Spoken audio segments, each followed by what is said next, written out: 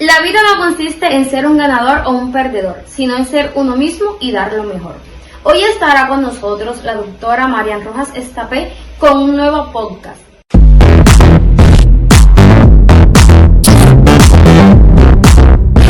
Estar hoy aquí, podemos hablar de este tema tan apasionante. Cuando Nuria me lo dijo, hoy tengo un público femenino y entonces es jugar a favor en muchos temas, ¿no? Pero tampoco va a ser una charla feminista, sino que va a ser una charla en por qué somos diferentes.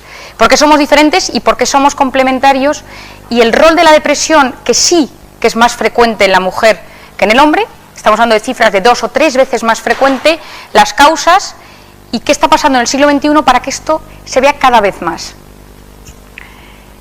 Lo voy a enfocar desde varios puntos de vista. Lo primero es que las causas son causas biológicas, hormonales o bioquímicas, debido a neurotransmisores. Por otra parte, hay causas psicológicas y hay causas sociales. El mundo está cambiando mucho y el rol de la mujer ha cambiado mucho y eso, por supuesto, está afectando a su estado anímico. Durante la conferencia no os voy a ir citando los estudios y las investigaciones para no hacerla demasiado larga, pero si alguna de vosotras está interesada, tengo las referencias de todo lo que explico y de todos los datos, ¿no? Lo más importante de todo es saber que somos distintos. La mujer y el hombre es distinto y el cerebro de la mujer y el cerebro del hombre es distinto.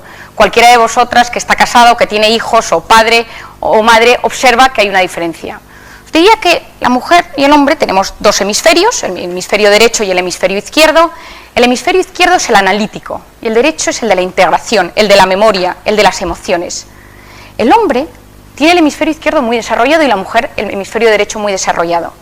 Pero lo curioso y lo que hoy en día se ha visto, y hay un estudio en el año 2013 publicado en la Universidad de Pensilvania, es que la mujer tiene más conexiones entre los hemisferios, mientras que el hombre dentro de cada hemisferio, dentro de sus propios hemisferios, tiene mejores conexiones. Es decir, el hombre en el hemisferio izquierdo funciona más rápido, con más fibras, y la mujer funciona mejor de derecha a izquierda. Por eso, yo suelo explicar que el cerebro de la mujer es como un sistema 4G. Constantemente estamos saltando de un hemisferio al otro. El del hombre es un sistema más tipo fax, es decir, el hombre está viendo un partido de fútbol, está usando su hemisferio derecho integrado en el partido y de repente le dice a su mujer, no te olvides de darme dinero para la compra, hemisferio izquierdo. Entonces, cuando ha pasado un rato, dice, ¿qué me has dicho del dinero? Un hombre no puede escribir un mensaje a la vez que estás manteniendo una conversación. ¿Os habréis dado cuenta? Nosotras sí, y hacer varias cosas más aparte de mandar el mensaje. Esto no es mejor o peor.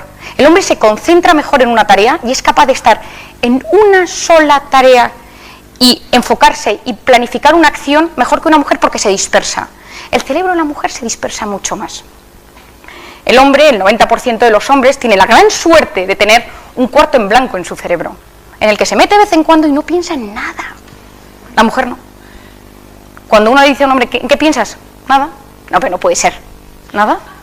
Un paciente mío que tiene mucha gracia me dice que su gran miedo es que su mujer entre en su cuarto blanco y se lo decore.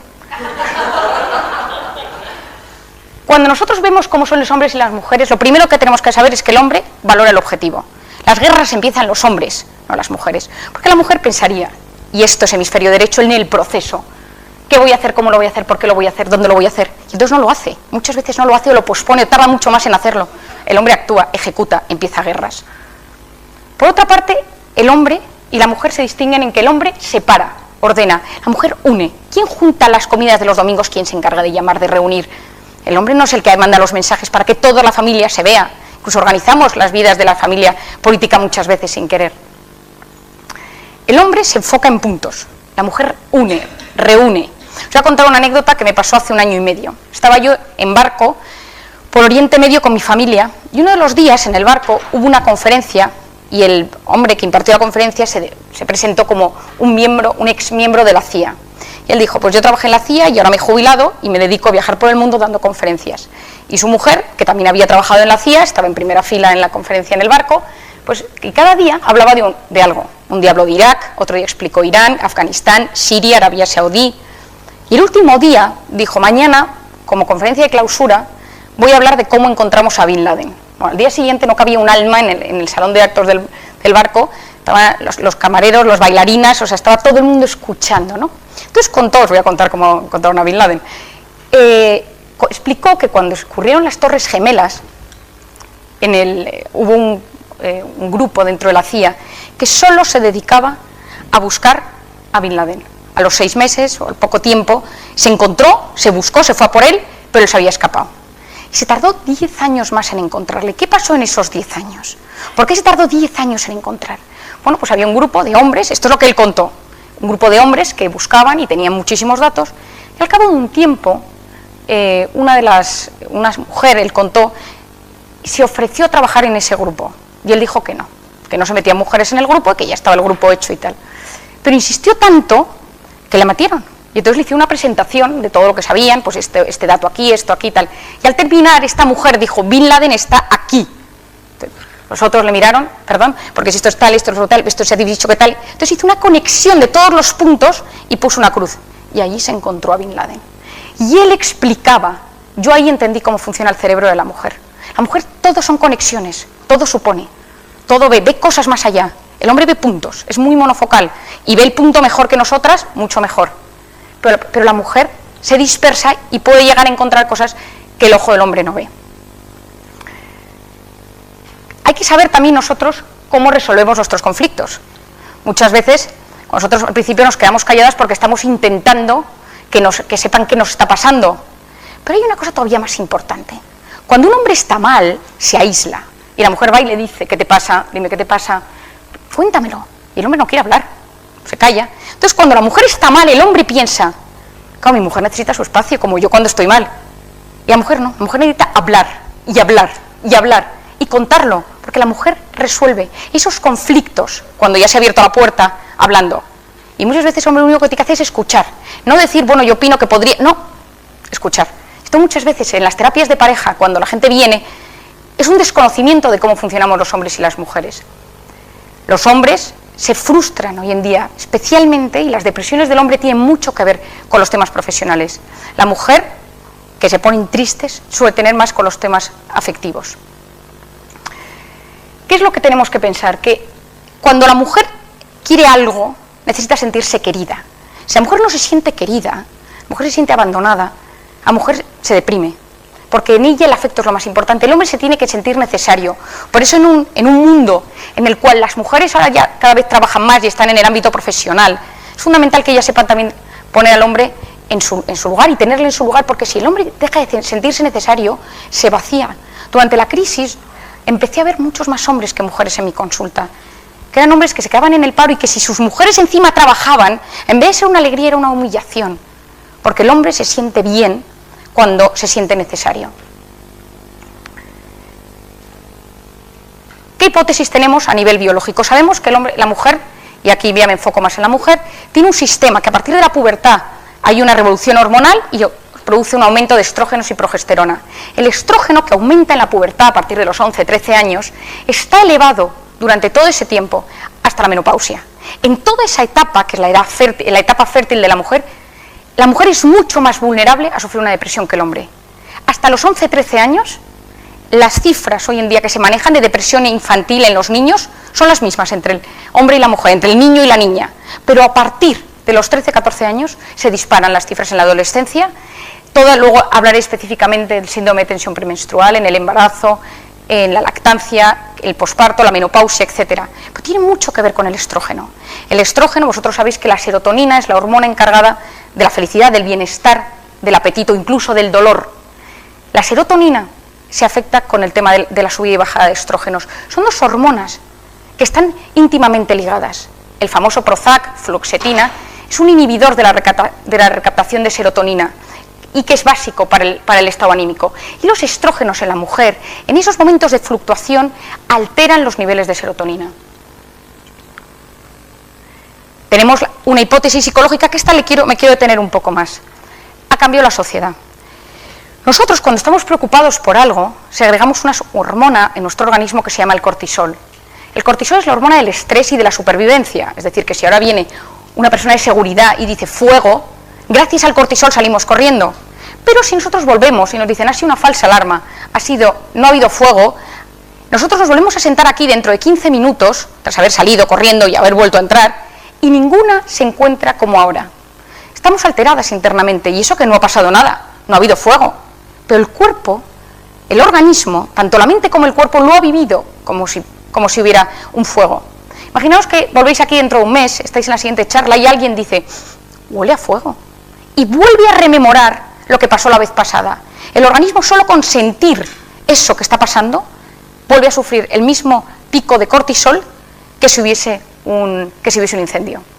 Si una enzima ya viene de vez en cuando liese y piensa, la verdad es que en este sitio hay muchos incendios, y solo con pensarlo, aunque no haya un incendio, ni haya olido el fuego, en ese momento el cerebro desencadena el mismo pico de cortisol. Es decir, este cortisol se genera igual cuando pensamos algo negativo que cuando nos sucede algo negativo. Lo mismo. Se han efectuado pruebas en resonancias magnéticas funcionales, de esas que se meten y se ven colores en el cerebro de la gente, diciéndole a alguien, imagínate que te llaman para decirte que tu padre ha tenido un infarto. ¿Qué harías? Y en ese momento exactamente se ve una alteración en las zonas de las emociones del cerebro y una subida del pico de cortisol. Si a una persona se le dice, imagínate que te ha tocado la lotería y que has ganado 1 millón de euros, ¿qué harías con ellos? El cerebro segrega dopamina, la hormona de la confianza y de la felicidad. Solo con pensar en positivo, nuestro organismo se altera. Solo con pensar en negativo, lo destrozamos. ¿Qué sucede? Que en la era en la que nos encontramos ahora mismo, estamos constantemente preocupados por cosas que casi nunca suceden. El 90% de las cosas que nos preocupan y que están en nuestra mente nunca jamás suceden, pero están en nuestra mente alterando nuestro organismo como si estuvieran pasando.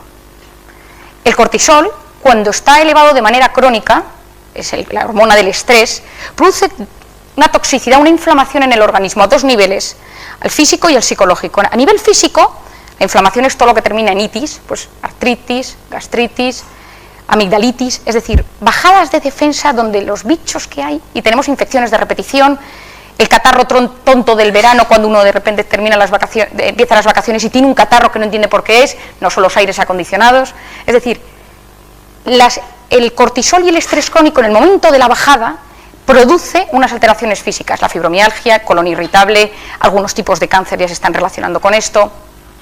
Y a nivel mental, el cortisol también afecta a las estructuras del cerebro. Una estructura llamada el hipocampo, que es la zona de la memoria de corto plazo, que muchas os habrá pasado, y es no acordarse de nada reciente. ¿Dónde he dejado las llaves? ¿Dónde he dejado el teléfono? ¿A qué hora me ha dicho que habíamos quedado? Es decir, los recuerdos recientes que están en el hipocampo, uno no los puede recordar, porque el hipocampo tiene muchos receptores de cortisol, y en el momento que se produce esta subida, se bloquea. Y uno de repente, yo tengo mucha gente, 40 años, que viene a mi consulta y me dice, vengo por un principio de Alzheimer. No es Alzheimer.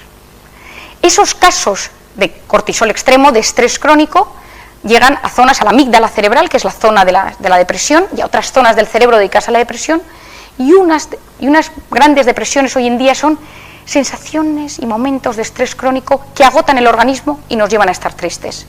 Hay depresiones por otros temas, pero hoy en día, cada vez más, estoy viendo cuadros depresivos que se originan, la causa viene de haber vivido muy estresado, muy preocupado. Y esto se puede cambiar, y esto se puede modificar, y cómo podemos eliminar el cortisol de nuestro organismo. Pero ¿qué pasa? Que la mujer hoy en día está expuesta a muchas cosas. Ha cambiado el rol, la mujer trabaja, la mujer está en 1000 cosas. Hay una periodista llamada Alison Pearson que escribió un libro sobre cómo la mujer hoy en día llega a todo, y ella le escribe en The Guardian, si a alguna le interesa luego se lo envío, y ella en un momento dado publica en el blog, tengo una depresión, no es que me quiera suicidar, pero no me importaría dejar de existir un tiempo. Entonces esto revolucionó Inglaterra, porque era una mujer que había demostrado que se podía tener una familia, trabajar, estar en todas partes, y que se podía estar bien. Y ella de repente empieza a escribir lo que se siente estando deprimida. Y ahí es cuando ella habla, por primera vez en su blog, que en Inglaterra se lee muchísimo, de lo que es una depresión. ¿Y por qué la depresión hoy en día está afectando tanto a la mujer? Si a la edad de los 30, de los 40 años, la mujer está en absolutamente todas las cosas y preocupada por todo, un exceso de perfeccionismo, cada vez estoy tratando más en mi consulta mujeres con síndrome del perfeccionista. El perfeccionista es el eterno insatisfecho, el que nunca es capaz de disfrutar, porque todo podría mejorar siempre. El perfeccionista es obsesivo, y el obsesivo no puede dejar la cabeza quieta. Entre que las mujeres ya no podemos dejar la cabeza quieta, si encima se añade que constantemente vivimos preocupados por si mi hijo, por si mi marido, por si el trabajo, por si... Otro día me decía una médico que estoy viendo en la consulta, que ella está de guardia en la UCI y es capaz de llamar por teléfono a su casa y decir, no os olvidéis mañana de sacar la carne, los uniformes del colegio. Es decir, y ella está en la UCI salvando vidas, porque la mujer hoy en día está expuesta a salvar una vida y que su casa siga adelante, y necesita y puede, pero hay un momento dado que se rompe. Y yo creo que todas las mujeres, a diferencia del hombre, y esto lo explico muchas veces, que tienen carreras profesionales lineales, el hombre en general, la mujer hay momentos en los que tiene que parar, porque tiene que cuidar, porque si no se cuida se rompe, y si ella se rompe toda la familia.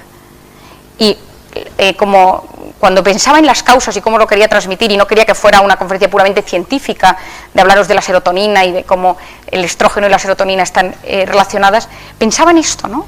Y hoy en día encontramos mucha literatura al respecto. Hoy en día la mujer se inclina un 20% por desarrollar su carrera profesional, un 20% por dedicarse al completo de sus hijos y un 60% quiere compatibilizar. Es decir, hoy en día la mujer lo que busca en su mayor parte es poder compatibilizar. El problema es que el grado de exigencia que la mujer está expuesta, y con el tema de los hijos, genera muchas veces estrés. Y este estrés, como os explicaba antes, genera unas sustancias que le alteran y que le hacen sufrir y que le llevan a la depresión. Estos son datos sin más estadísticos, y voy a empezar explicando brevemente, porque si alguna luego tiene alguna pregunta que hacerme, prefiero también, si hay alguna cosa, os voy a hacer de una manera amplia y en alguna cosa voy a concretar, ¿no? El cuerpo de la mujer es fruto de muchos problemas, desde una anorexia que empieza en la adolescencia, porque el cuerpo de la mujer, tenemos hasta lo que llamamos dismorfofobias, es decir, mujeres que se ven que la nariz es demasiado grande, que las orejas son demasiado pequeñas. O sea, la mujer constantemente está analizando su cuerpo. Y el tema del cuerpo de la mujer es un factor de riesgo. El tema de las hormonas. Desde el primer momento, desde que empieza la adolescencia, la mujer se siente alterada. La depresión en la adolescencia. Se ha visto hoy en día que las mujeres entre 11 y 13 años, las niñas entre 11 y 13 años empiezan a tener. Los departamentos de psiquiatría infantil de todo el mundo no dan abasto. En España, desde hace unos meses, se ha aceptado la especialidad de psiquiatría infantil como rama completamente independiente de la psiquiatría general. Hoy en día uno puede hacer el MIR y hacer psiquiatría infantil solo. Yo estuve colaborando un tiempo en la unidad del niño y el adolescente del Gregorio Marañón, y es impresionante ver la cantidad de niños y de adolescentes que se ven. Y se ve que en el momento que la niña empieza con el cambio hormonal, está mucho más predispuesta. ¿Qué es el síndrome de tensión premenstrual? En el año 81 me pareció un dato interesante: el 50% de los ingresos de urgencias de un hospital psiquiátrico en Francia eran debidos a modificaciones anímicas en este síndrome, es decir, que es algo que realmente afecta. Encontré hace poco un chiste que me resultó muy divertido, que es este de aquí, que decía, que decía, ¿no?, que salió en un periódico: "What the hell do you mean that time of the month?", ¿no? Es decir, sí que existe un cambio antes de la menstruación. Hay mujeres que se irritan, que cambian, que están tristes, que se enfadan, y existe, hay que saberlo. Muchas personas, muchas mujeres tienen ya una base de una inestabilidad anímica durante el resto del ciclo o de su personalidad que se agudiza especialmente en esa. Existen tratamientos hoy en día, desde inhibidores, desde antidepresivos hasta terapias hormonales que sirven. Cuando se hablaba de las adolescentes, uno de los problemas que tenemos hoy en día para tratar la depresión del adolescente es que existe un riesgo aumentado de suicidio con los antidepresivos. Hubo una alerta en Estados Unidos hace unos años y hubo un gran problema, porque se vio que los niños y los adolescentes que empezaban con antidepresivos pronto aumentaban el riesgo de suicidio. Por lo tanto, hay que valorar riesgo-beneficio. En los síntomas físicos del síndrome de tensión premenstrual es importante que cada uno sepa si eso le pasa y si lo pasa a pedir ayuda, porque existen medicaciones muy efectivas. La depresión en el embarazo es algo terriblemente duro cuando uno lo vive como médico, por dos razones. La primera es porque una depresión en el embarazo es peligrosa, tanto para la madre como para el bebé, y por otra parte porque el tratamiento es peligroso. Las dos cosas son peligrosas. Los ansiolíticos y los antidepresivos, cada uno genera una serie de efectos secundarios. Hay medicación que genera malformaciones en el primer trimestre, hay otras que generan síndromes de abstinencia antes del parto, pero ver una mujer deprimida puede tener, yo recuerdo un día en urgencias una mujer con una depresión gravísima que no se había querido tratar, que apuñaló su propia tripa con un cuchillo en urgencias, ¿no? Es decir, las depresiones del embarazo pueden llegar a ser muy graves. Las corrientes psicoanalíticas dicen que en el embarazo se resuelven muchos conflictos, porque la mujer tiene muchas emociones, las hormonas, el cerebro, se reabren zonas del cerebro, de la mente, con historias, miedos, y que hay mucha gente que lo cuenta en la consulta si va a un psicólogo o a un psiquiatra. Pero una mujer que está deprimida durante el embarazo tiene que tener un seguimiento. Yo suelo tender a intentar negociar. Si es una depresión leve, moderada, intentar hacer psicoterapia y hacer un seguimiento muy cercano, pero si es una depresión grave, hoy en día lo más recomendable, que os parezca sorprendente, es hacer electroshock. El electroshock, la corriente, que es muy efectiva para las depresiones, no afecta al feto, porque la placenta lo protege. Y yo en alguna depresión muy grave, que no he querido medicar a la persona por algún riesgo o por alguna malformación, la persona ha respondido al TEC. Las depresiones en el embarazo, si conocéis a alguien o alguna vez os cuentan que está embarazada y que está con una depresión, es absolutamente fundamental que te reciba ayuda, porque es un momento dentro de la mujer muy duro. Tanto es así que cuando nosotros ponemos medicación a una persona joven, a una mujer joven que viene a nuestra consulta, siempre preguntamos si tiene deseos de quedarse embarazada. Esto es importante, porque si esa persona se queda embarazada, y a veces te pasa que te dicen, no sabía que estaba embarazada y estoy de 2 meses y está con medicación, pues hay veces que no pasa nada, pero hay otras veces que sí. Hay que valorar riesgos-beneficios. No es un porcentaje del 100% de malformaciones, y hoy en día hay suplementos de medicación para evitar pues, defectos del tubo neural, pero es un tema que hay que saberlo y que es importante. Este grupo, que es de la Federación Americana del Medicamento, el grupo A, B, C, D y E, es cuando cada medicación nosotros ponemos y os estudian si se puede dar o no se puede dar en el embarazo, ¿no? Bueno, casi todos los antidepresivos están entre el C y el D, es decir, no está contraindicado, pero tampoco se dice que sí, ¿no? Entonces es una decisión que tiene que tomar la paciente con el médico y a veces con la familia. Y es a veces muy difícil porque uno corre el riesgo durante todo el embarazo. ¿Qué pasa? Que cuando llega el final del embarazo se produce una bajada brutal de estrógenos y el periodo posparto es casi tan peligroso como el del embarazo. Una persona con antecedentes de trastorno bipolar puede tener una fase depresiva o una fase eufórica de un trastorno bipolar. Lo más grave quizá a lo que nos enfrentamos los psiquiatras son las depresiones psicóticas posparto, que creo que las explico aquí. La depresión psicótica es la sensación, la psicosis es el delirio, salirse de la realidad. Muchas mujeres, la manera en que lo viven, os cuento un caso que tuve hace un tiempo, una mujer que dio a luz, durante el embarazo había pasado un embarazo muy duro, de estrés, ya que había tenido que trabajar, había estado muy triste, había llorado mucho. Y en el momento del parto tuvo la sensación que en el banco en el que ella trabajaba había un complot contra ella. Y entonces ella creía que en el banco le quería robar su hijo. Entonces ella escondía al hijo en su bolso, un bebé recién nacido, y iba al banco nada más dar a luz, pero con el bebé escondido porque tenía miedo que la echaran y que se quedaran con su bebé. Es decir, fue un caso muy grave de depresión psicótica. Ella se salió de la realidad. Cuando alguno, que me parece interesante y si no alguno seguro que me lo preguntáis después, ¿cómo puede afectar una depresión o se afecta la depresión al bebé que está dentro? Hay unos estudios impresionantes hoy en día en psiquiatría perinatal que explican que el vínculo madre-hijo se empieza durante todo el embarazo y en el momento del parto. Hay estudios que se realizaron en la Universidad de Nueva York de madres con su bebé, al que al bebé le ponen cara seria y no le miran. Y el bebé busca a la madre y busca la sonrisa y no la encuentra. Y se ve que se genera en el cerebro del niño el cortisol. Madres que están sonriendo y juegan con sus hijos segregan la hormona del bienestar y de la felicidad. En este mismo estudio, en la Universidad de Nueva York, se vio que niños, bebés que están en su cuna durmiendo y unos padres que discuten o gritan en la habitación de al lado, el bebé dormido, que escucha inconscientemente esos gritos, segrega cortisol, mientras que la madre que le canta una nana a su hijo segrega la otra hormona, la hormona de la dopamina. Es decir, el bebé en una zona cerebral que se llama la amígdala cerebral, que es la zona de las emociones, de la memoria de las emociones, que está activa durante los 2 primeros años de vida. Y aquí hago un inciso, o sea, nosotros no recordamos, ninguna de nosotras recuerda nada de menos de 2 años. Nadie puede decir mi chupete era de un color así o a mí me mecían, porque no tenemos recuerdos, que ese es el recuerdo que os hablaba antes del hipocampo. El hipocampo empieza a actuar a los 2 años.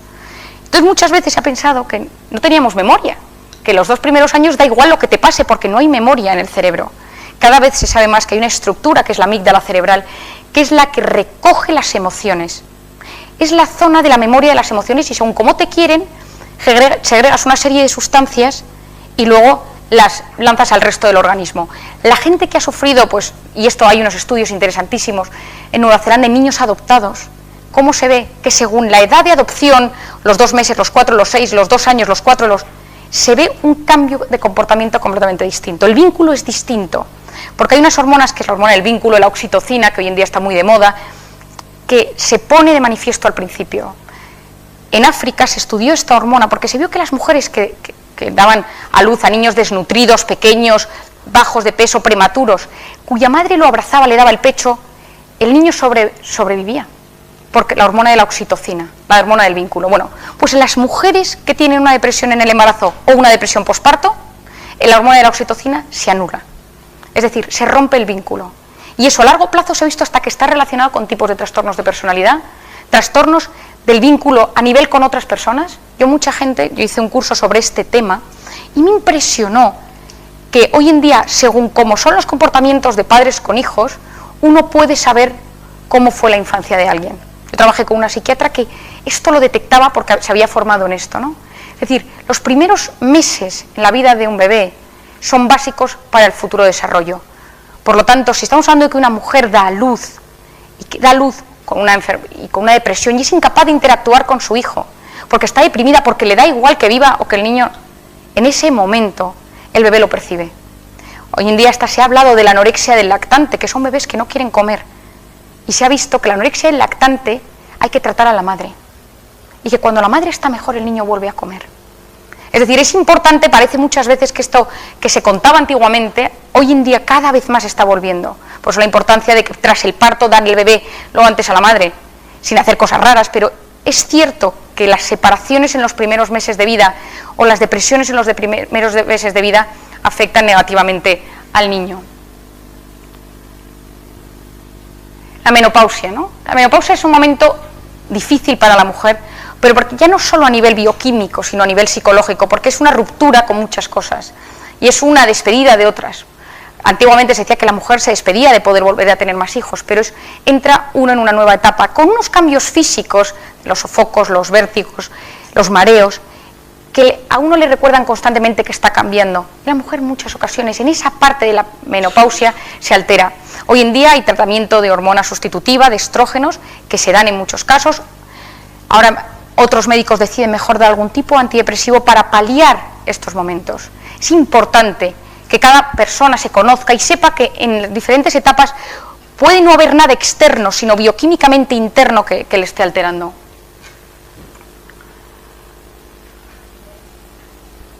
Quiero hacer un inciso sobre las depresiones tras el aborto. Hace 2 años, cuando estuve aquí, os estuve contando yo creo que reconozco alguna cara, sobre mi experiencia en Camboya. Yo estuve trabajando en Camboya, sacando niñas de la prostitución infantil durante un verano entero. Y cuando volví a España, seguí con esa labor. Pues aprendí muchas cosas. Yo aprendí cómo es que una niña de 13, 14 años sea violada, vendida a un burdel, tener que ver 50 clientes al día, quedarse embarazada, tener que abortar para no tener ese niño porque le obligan. Es decir, viví yo creo las experiencias más duras que puede vivir un adolescente o una chica joven hoy en día. Y empecé a leer y a estudiar qué pasaba en el cerebro. Yo al principio pensaba, ¿no?, pues que una persona violada en un burdel, quizás su vía de escape podía ser el aborto. Hasta que un día, estando yo en un burdel, de repente yo entraba en los burdeles con bolsas de preservativos, porque las condiciones eran terribles y muchas de las niñas que estaban allí, los preservativos que usaban eran bolsas de patatas, de plástico que se vaciaban y se usaban de preservativos. Entonces yo entré con una bolsa de preservativos y pagué una habitación con todas las niñas, y pagué media hora por todas las niñas por tenerlas en la habitación. Yo iba como médico humanitaria, entonces te abren las puertas, ¿no? Y yo llevaba 2 teóricamente enfermeros, pero eran 2 personas que me protegían de la organización de la ONG con la que yo trabajaba. Y vi una niña gordita o embarazada que yo no estaba segura, y yo como médico, ellas me iban haciendo preguntas. Y una chica me dijo, y yo le dije, ¿tú estás embarazada? Me dijo, sí. Entonces, claro, estaba el chulo delante, tampoco me atreví a preguntar mucho más, me daba pánico la respuesta a la pregunta y la situación, y le dije, ¿de quién es el padre? Me dijo, no lo sé. Le dije, ¿quieres tener el niño? Me dijo, mira, y entonces me cuenta ella, a mí me vendieron aquí hace unos años, y desde entonces pues me han violado, y me he sentido muerta. Físicamente como mujer yo no siento absolutamente nada. Hasta que un día noté que algo había cambiado dentro, me contó la niña, y que algo vivía dentro de mí, y dije, ¿qué me está pasando? Mi cuerpo es distinto, ¿qué le está pasando? Y estaba más feliz, estaba más animada, me levantaba, no lloraba, y le pedí al chulo que me dejara ir al médico, y me dijo que estaba embarazada. El chulo me dijo, tienes dos opciones. El chulo se había marchado, lógicamente, tras esta conversación. O abortar, o seguir con el embarazo, pero seguir viendo clientes hasta el día del parto. Y me dijo, por una vez que siento que vive algo dentro de mí, no lo quiero matar. Esta niña tuvo el bebé y ahora mismo está fuera de ese burdel, ¿no? Con su bebé, bueno, su niño ahora tendrá un par de años. Es decir, yo en ese momento cambió mi percepción. Mucha gente violada, que yo he visto en mi consulta y vi allí en las peores condiciones que yo creo que pueden existir, encontró un sentido a su vida tras una violación. Pero esto es una cosa voluntaria, es una cosa que cada uno cambia según sus propias vivencias y cómo es. Un abuso sexual, que no acaba en un embarazo, marca a una mujer para toda la vida. Es como una cicatriz en la mente de una mujer. A día de hoy yo sigo viendo gente en mi consulta que viene por cualquier tema, que de repente me saca y me dice, nunca le he contado a nadie, pero yo tuve un abuso de pequeña. Y desgraciadamente es algo que me horroriza. El otro día tuve en mi consulta a un abogado de Madrid que lo estaba pasando muy mal, tenía una fibromialgia, no quería dejar de trabajar, y en un momento dado se me echa a llorar y me dice, cuando tenía 7 años, el jardinero abusó de mí. Y me dice, pero nunca se lo he contado a nadie porque tampoco sé si esto es relevante. Pero se acordaba exactamente cómo iba vestida ella, cómo iba vestido, qué pasó, que si llovía, no llovía, qué había alrededor. Es decir, el cerebro lo había guardado como un evento traumático. Tanto el aborto como una violación, como un abuso son eventos traumáticos y hay que medirlo. Se ha visto que en gente con abuso sexual en la infancia y que pasan los años, o abuso sexual o vidas muy desgarradas, y especialmente en la mujer, a los 30 años, haciendo un seguimiento 30 años, esas mujeres tienen más propensión a depresiones crónicas que no se curan, a hipertensión, que no responde a medicación, a diabetes, a colesterol. Es decir, todo lo que tiene que ver con el aparato genital de la mujer o con el cuerpo de la mujer está íntimamente ligado a su mente. No se puede separar, es imposible. Y quien lo consigue separar es porque se ha hecho esta violencia, ha hecho un esfuerzo, o sea, ha hecho un ejercicio, un esfuerzo, o la ruptura ha sido tan dura que le ha dejado destrozado por dentro. Entonces, depresiones post-aborto es un tema tan conflictivo hoy en día, pero como en todas las cosas, veo mucha gente que tras un aborto viene 20 años después y te dice, me arrepiento, sueño con ese bebé, sueño con el feto, sueño con la ecografía cuando me la enseñaron, y hay gente que se siente aliviada, pero mi experiencia es que la gente sale bastante alterada de un aborto, especialmente cuando es una decisión hecha rápido, sin tener información. Yo muchas veces recomiendo a la gente que la decisión de parar un aborto, que yo he tenido desgraciadamente en el hospital muchas veces gente que viene consultándolo, aparte que es una vida y que uno rompe una vida y uno mata, una persona no se recupera. Y las mujeres se quedan con el sello impregnado en su mente durante mucho tiempo. Y a veces no se cura jamás. Y hay sensaciones de culpabilidad toda la vida. Al respecto de esto hay varios artículos y si alguna está interesada tengo un informe muy bueno sobre casos que existen hoy en día y que se están estudiando en España y que estuvieron pues muy en la mesa cuando se planteó la nueva ley del aborto. Las depresiones bipolares, nada que ver, que es lo que antes se llamaba las maníaco-depresivas, son estados de euforia, de hiperactividad, de gente que no para quieta, que no duerme, que durante semanas, y luego fases depresivas. Son distintas, existen en la mujer, existen en el hombre, no son más frecuentes en la mujer que en el hombre, pero muchas veces gente que se le trata de depresiones, que ha tenido muchas depresiones recurrentes a lo largo de la vida, es una depresión bipolar encubierta, que ha tenido alguna fase eufórica a lo largo de su vida y necesita un estabilizador del ánimo. Son depresiones que en vez de ser tratadas con antidepresivos necesitan ser tratadas con otro tipo de medicación que hace que no fluctúe. Y por eso mucha gente que dice, no, es que ha tenido depresiones toda la vida y no responde a ningún antidepresivo.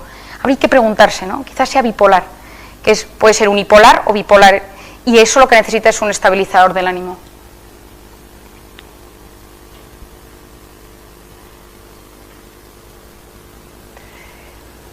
Quiero dejaros un tiempo para las preguntas, porque supongo que esto abre muchas preguntas, pero me interesa que os quedéis con dos ideas. La mujer, durante la época fértil de su vida, se deprime mucho más que el hombre, pero antes de la pubertad y después de la menopausia, es decir, en la mujer ya a partir de los 60 años, el número de depresión, los datos son más o menos iguales que el del hombre. Es decir, que todo tiene mucho que ver también con la parte hormonal y que en ese momento de la vida de la mujer es el momento que está expuesta a más estrés, a más exigencia, a más perfeccionismo, a compaginar vida personal y laboral, y es importante. Hoy en día la mujer tiene muchas exigencias. Y el otro día, y con esto quiero terminar y que vosotros me preguntéis, cuando le contaba a mi marido que iba a dar esta conferencia y el cerebro del hombre y de la mujer, mi marido que es un tipo excepcional, pero que tiene un cerebro completamente de hombre, ¿no? Con su cuarto blanco, con sus hemisferios completamente separados y tal, me dijo una frase que digo, voy a terminar con esta frase, me dijo, yo creo que cuando Nietzsche pensaba en el superhombre, lo que pensaba era en la mujer del siglo XXI. Si llegaste al final de este video, dale me gusta, comenta y comparte.